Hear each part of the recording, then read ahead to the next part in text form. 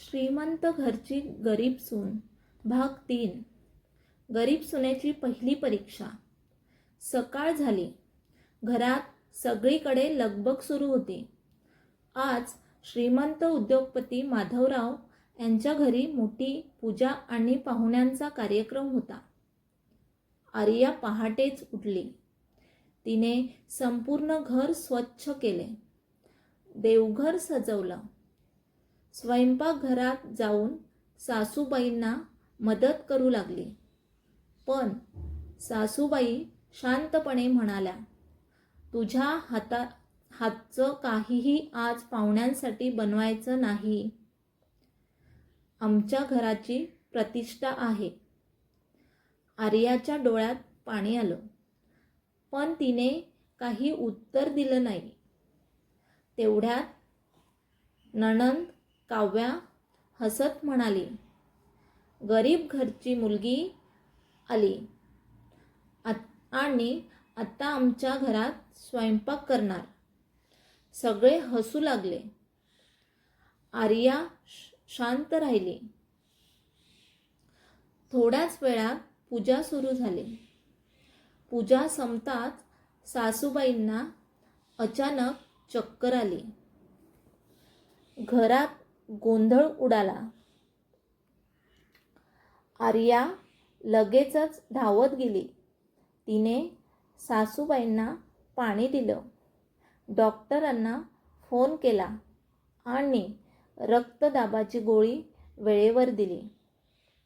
Doctor आले आणि म्हणाले, वेळेवर औषध मिळालं नसतं तर परिस्थिती गंभीर झाली असती. माधवरावांनी पहिल्यांदाच आर्याकडे कौतुकाने पाहिले, पण काव्याला हे अजिबात आवडलं नाही. तिने मनात ठरवलं, ही मुलगी जर घरात सगळ्यांची लाडकी झाली तर माझं महत्त्व कमी होईल. दुसऱ्या दिवशी घरात मोठ्या व्यावसायिक पाहुण्यांचं जेवण होतं.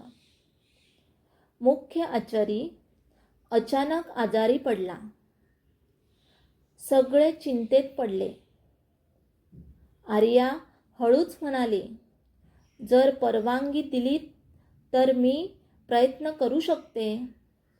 सासूबाईंनी रागाने नकार दिला. पण माधवराव म्हणाले, आत्ता दुसरा पर्याय नाही. आर्याने प्रेमाने स्वयंपाक सुरू केला. साधं पण चविष्ट जेवण तयार झालं.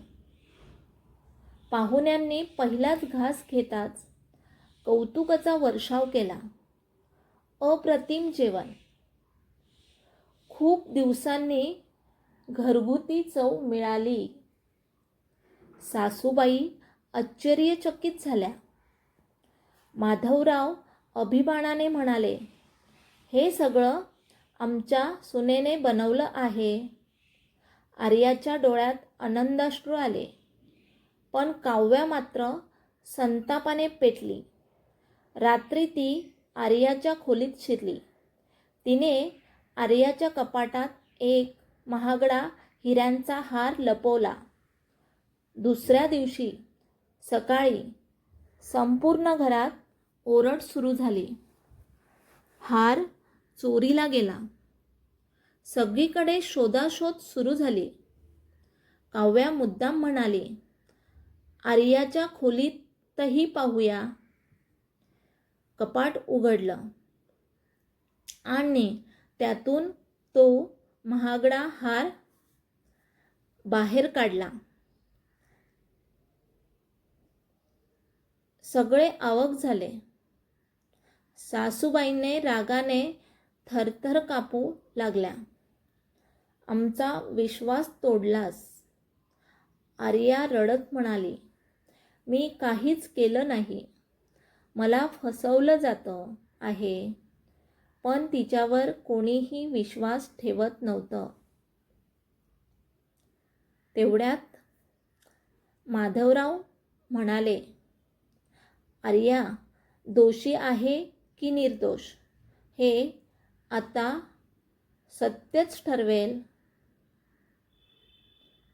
त्यासाठी पुढचा भाग पाहण्यासाठी चॅनेलला सबस्क्राईब करा.